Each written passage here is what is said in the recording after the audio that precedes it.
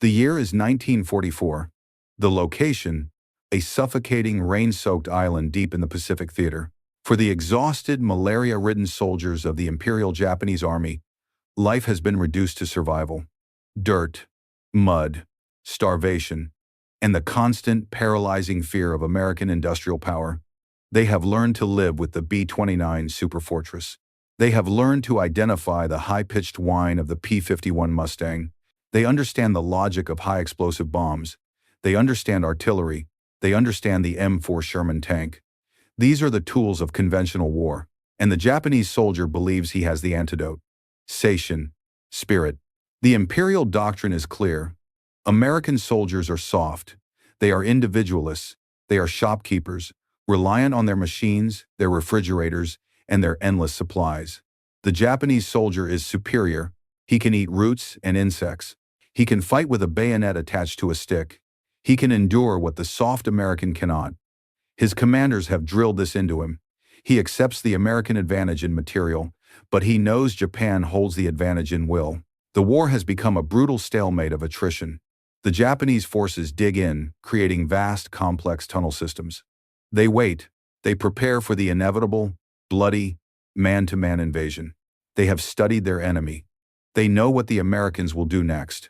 First the bombers, then the naval shelling, then the landing craft.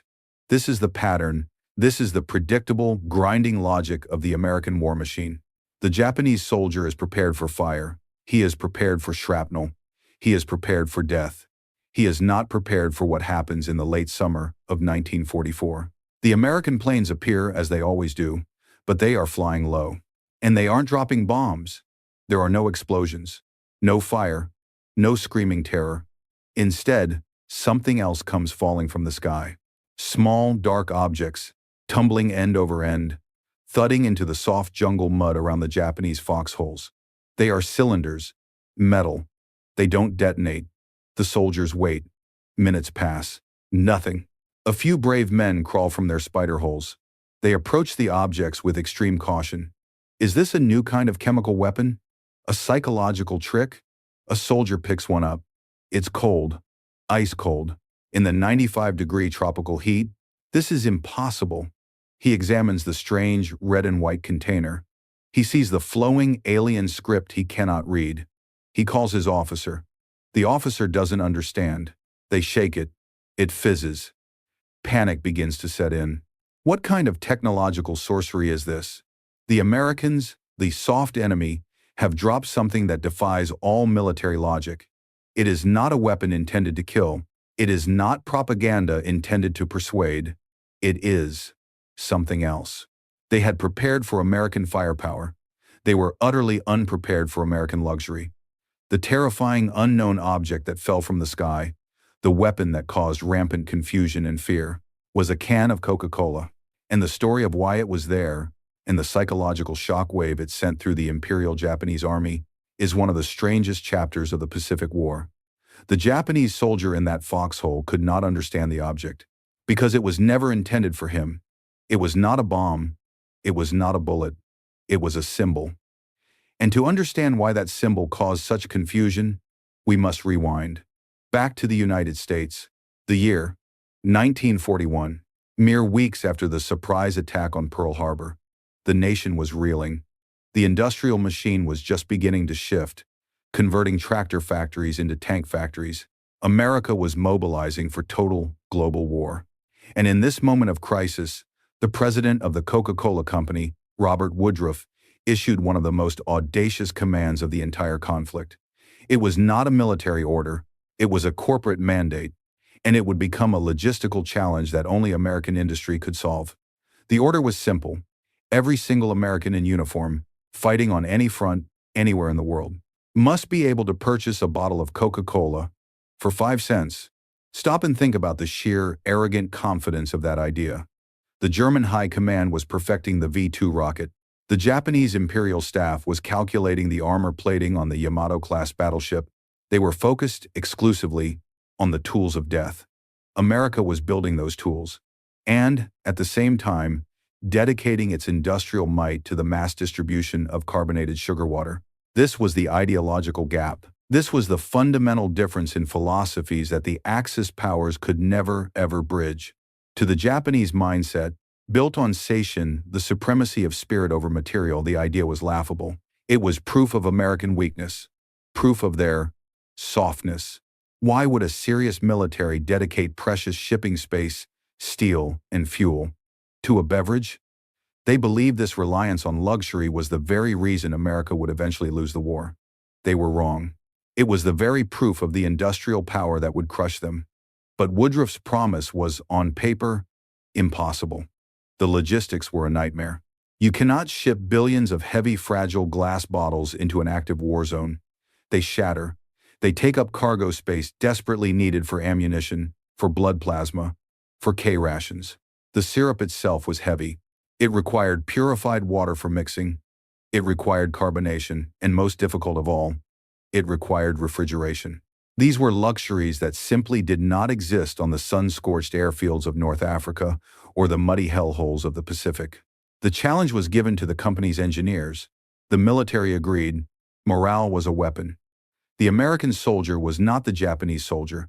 He was not expected to live on roots and spiritual will. He was expected to win.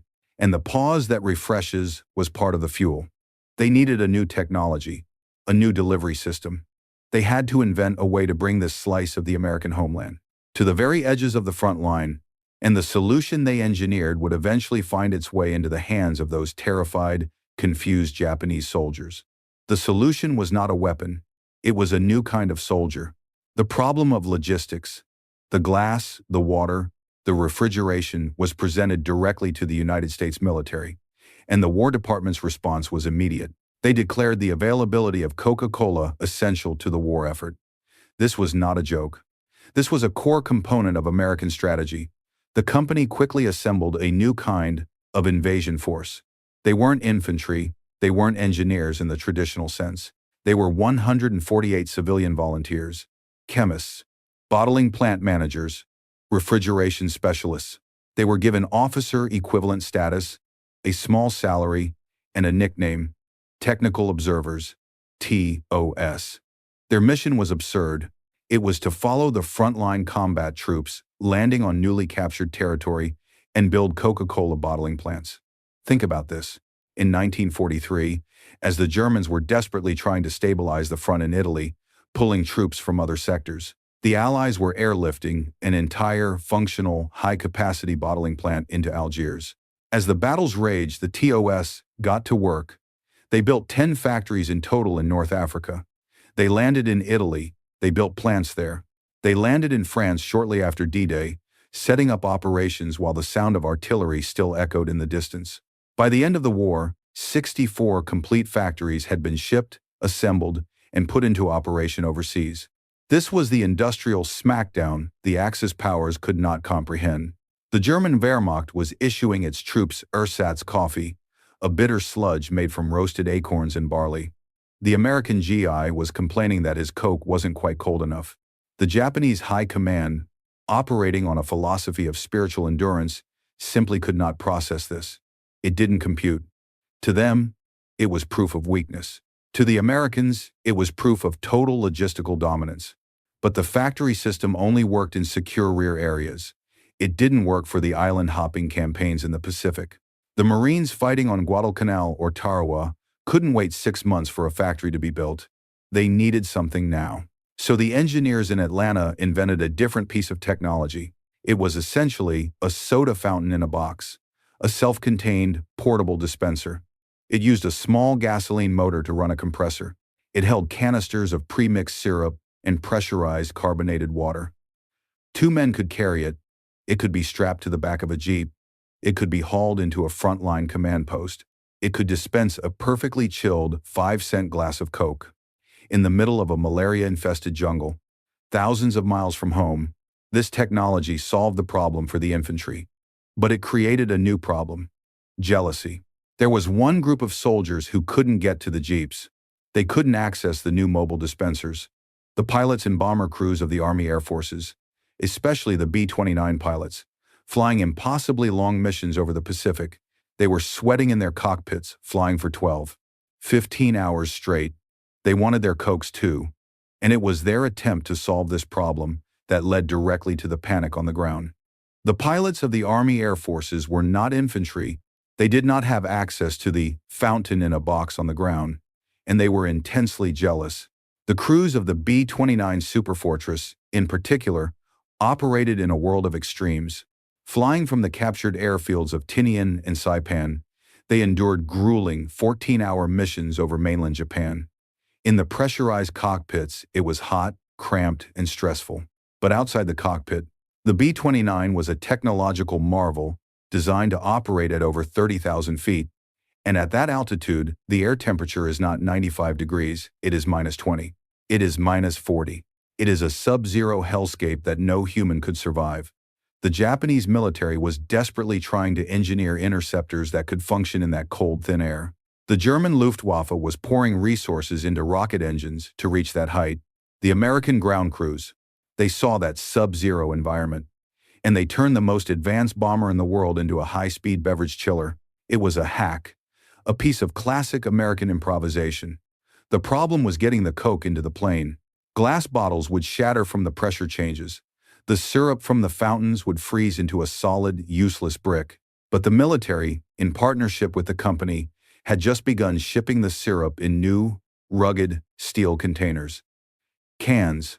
The ground crews on Saipan devised a system. Before a long-range bombing run, they would load cases of the canned Coca-Cola into the unpressurized, unheated sections of the B-29, the bomb bays, the wing cavities. The bomber would take off, its belly loaded with high explosives and carbonated sugar water. For the next 12 hours, as the plane flew its mission to Tokyo and back, those cans sat in the 300-mile-per-hour, sub-zero slipstream. When the Superfortress landed, its mission complete, the crews would unload their primary payload's byproduct, hundreds of cans of Coca-Cola, flash frozen to a perfect 34-degree slush. It was a morale miracle. The B-29 crews had so much of this altitude-chilled Coke, it became the unofficial currency of the Pacific air bases. And this is where the battlefield panic begins. The cargo pilots, flying the C-47s, saw this. They were the lifeline for the real front. The Marines pinned down on a ridge. The Army unit cut off from its supply line. These men were fighting in the mud. They were drinking hot, metallic water from canteens. The cargo pilots were already dropping plasma, ammunition, and K rations by parachute. They decided to add a kicker. On their next supply run, they acquired several cases of the ice-cold Cokes from the B-29 mechanics. They flew their low-level mission. They pushed the ammo crates and medical supplies out the door, attached to parachutes. Then, on the last pass, they simply shoved the heavy cases of cans out into the open air. No parachute, no specialized container, just tumbling metal cylinders, chilled at 30,000 feet, falling on the jungle. The pilots were aiming for the American GIS. But this was not a precision drop.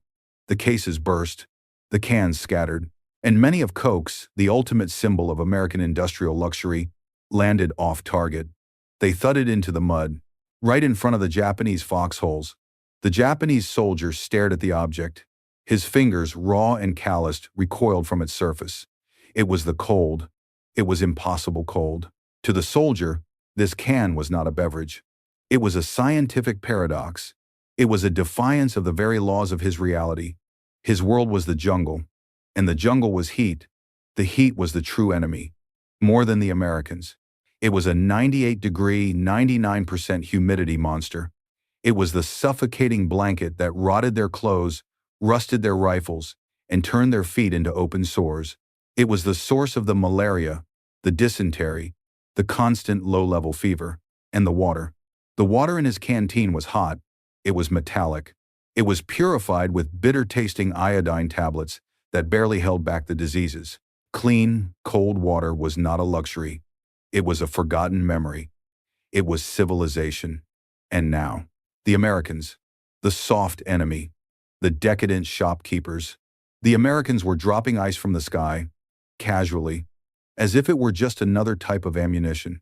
The Japanese officers who gathered to examine the can were just as terrified. They were products of the Imperial Military Academy. They understood Bushido. They understood the trajectory of a Type 92 mortar. They understood the logic of a banzai charge. They did not understand this. This object was an insult. It was a display of industrial power so vast, so total, and so casual that it broke their minds. The Japanese were fighting a war of endurance, a war of spirit, a war of surviving the heat, the mud, and the starvation. The Americans were fighting a war of comfort. This single, freezing can of Coca-Cola was the most effective piece of psychological warfare ever deployed. It was not a leaflet. A propaganda leaflet says, "Your cause is hopeless." The Japanese soldier was trained to ignore leaflets. This can, this ice-cold can, it did not say the cause was hopeless. It proved it. It proved that the enemy possessed a level of industrial sorcery that Japan could never, ever match. An enemy that could air-condition the battlefield. An enemy that treated refrigeration, a godlike power in the middle of the jungle, as a trivial morale booster for its lowest-ranking infantrymen. How do you defeat an enemy like that? How does your seishin, your fighting spirit, compete with an army that can manufacture ice at 30,000 feet? The panic that set in was not the fear of an explosion. It was the cold, creeping, intellectual terror of total inadequacy. It was the realization that they were not just being outfought, they were being outproduced, out-invented, and outclassed. This accidental, off-target drop of a soft drink had just revealed the true, terrifying gap between the two nations. And the American psychological warfare teams, they were watching, and they were about to turn this accident into a deliberate, strategic weapon. The reports filtered back, first from frontline observers, then from G2 intelligence debriefs. They were anomalies, bizarre footnotes in after-action summaries. Prisoners of war, when captured, were expected to be sullen, defiant, or terrified of torture. These new prisoners were just bewildered. An intelligence officer in the Philippines theater sits across from a captured Japanese corporal. The corporal has not eaten a full meal in 3 days. He is suffering from jungle rot. The officer offers him a cigarette. He asks about his unit's strength, his morale, their ammunition supply. The corporal just shakes his head. He does not want to talk about the mortars. He wants to talk about the freezing metal. He asks, his voice shaking, "How do you make the ice fall from the sky?" He asks, "Is it true your lowest soldier is a rich man?" The officer, a man from Ohio, just stares at him. He has no idea what the soldier is talking about. But the PsyOps teams, the psychological operations specialists, they saw the pattern. They connected the reports from the interrogators to the off-target supply drops from the C-47s. A light bulb did not just go on. A floodlight illuminated the entire Pacific theater. They realized the Japanese soldier expected to be killed. He was prepared, spiritually and physically, for death by high explosive. He was not prepared for death by envy.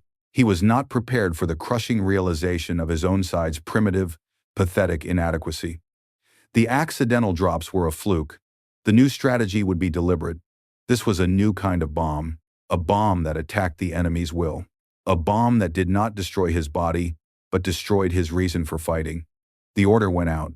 The mission was no longer just supply our troops. It became demoralize their troops. The cargo planes were loaded again, ammunition, plasma, K-rations, and several new crates, stenciled with a new designation, Special Morale Payload. The pilots were given new coordinates. The drop zone was not the American foxhole, it was no man's land.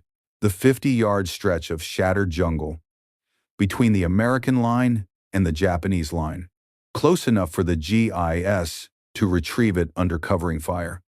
But more importantly, close enough for the Japanese to see it. Close enough for them to hear the thud of the cases hitting the mud. Close enough for them to crawl out under cover of darkness and find one. This was the true smackdown. The Americans were no longer just having Cokes. They were discarding them.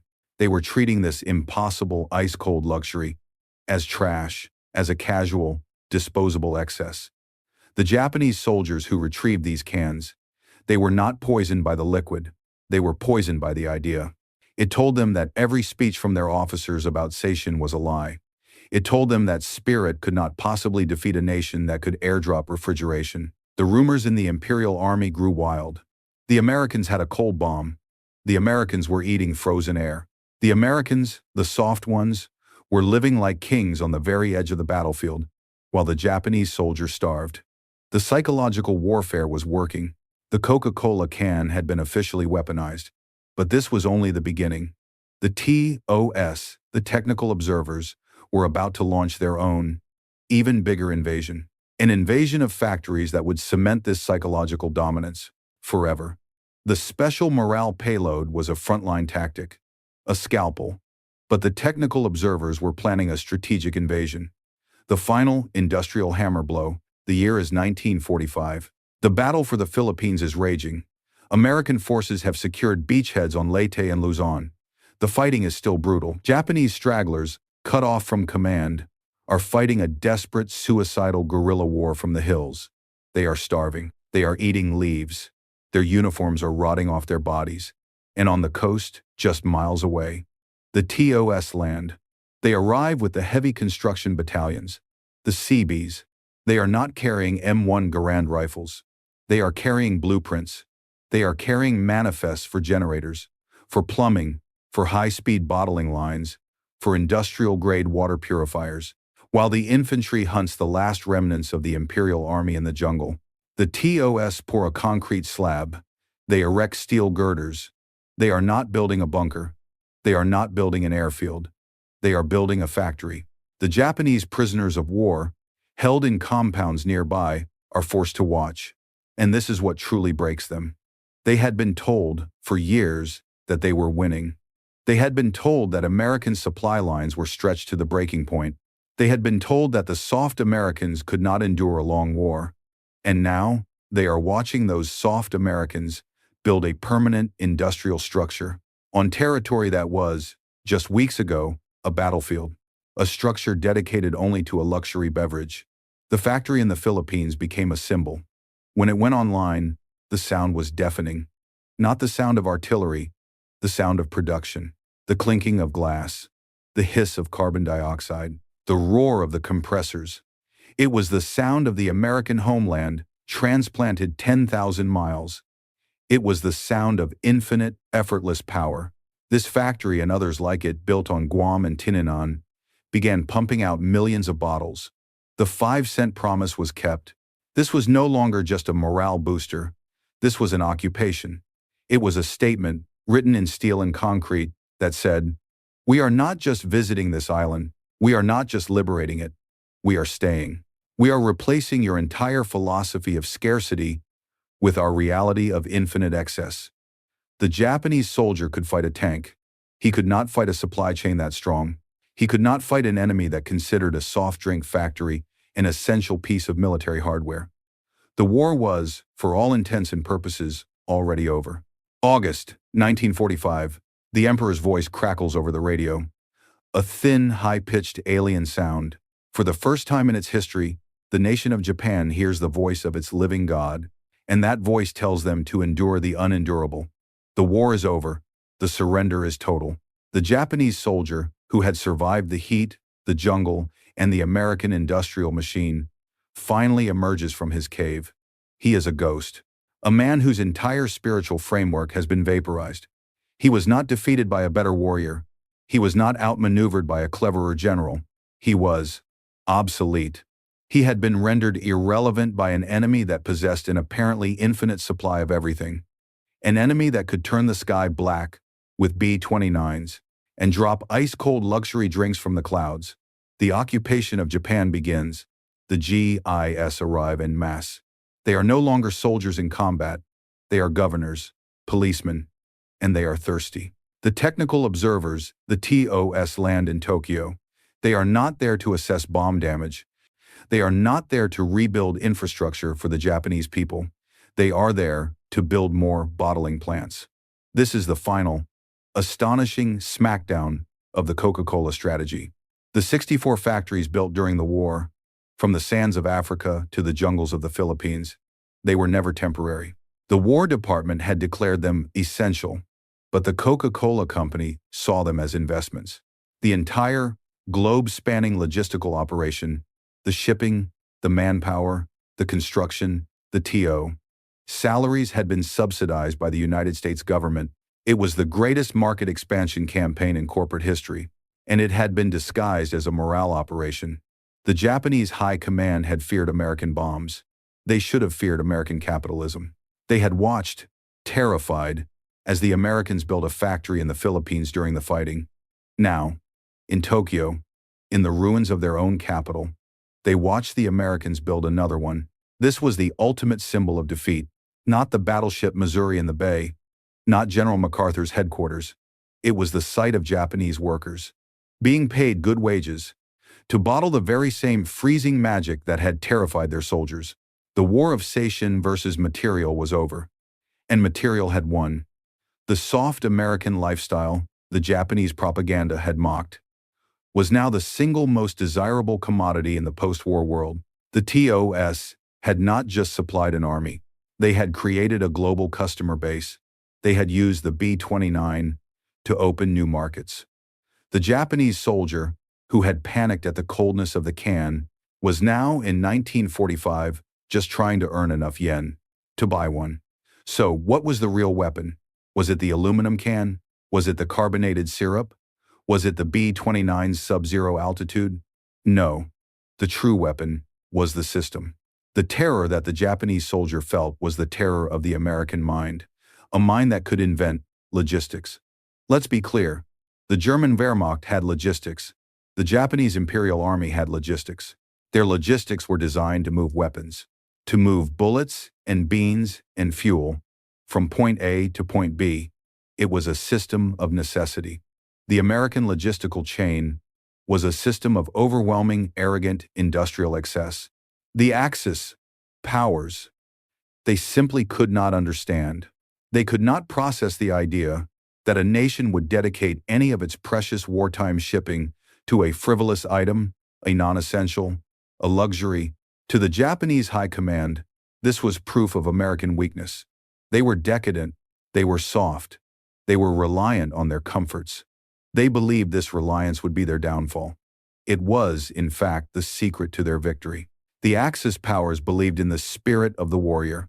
Seishin, the idea that a soldier, armed with pure will, could overcome any material disadvantage. The Japanese soldier was expected to starve. He was expected to fight with a bayonet against a machine gun. His spirit was his armor. The American high command had a different theory. They believed a soldier's spirit was a finite resource. They believed morale was not something a soldier had. It was something a soldier consumed. It was a resource that needed to be resupplied right alongside his ammunition. The GI was not expected to live on fighting spirit. He was expected to win, and to win he needed the tools of victory. That included the M1 Garand, the M4 Sherman, and the pause that refreshes, that single can of Coke, was the end point of a logistical chain that defied comprehension. It began in a factory in Atlanta. It was loaded onto a cargo ship that was protected by a destroyer, that was part of a fleet, that was covered by an air group, that was launched from a carrier, that was fueled by a tanker, that was then unloaded onto an island, transported to an airfield, loaded into the bomb bay of the most advanced aircraft in existence, flown for 7 hours at 30,000 feet, to be chilled and dropped into a jungle. The Japanese soldier, seeing this, he didn't just see a drink, he saw the entire, impossible system behind it. He saw an enemy whose industrial power was so total that they could afford to do this, casually, and he realized, in that moment, his Seishin was worth nothing. The story of the Coca-Cola can is not the story of a beverage. It is the story of a mindset. It is the ultimate lesson in American power. And it is a lesson that the Axis High Command, the rigid, traditional, aristocratic military minds of Germany and Japan, could never, ever learn. They believed war was a contest of steel and spirit. They believed the winner was the one who could endure the most suffering. The American philosophy was different. War was not a contest of suffering, it was a problem of production. War was an industrial equation, and the American solution was to apply overwhelming, crushing, infinite mass. This is the power that truly won the Second World War.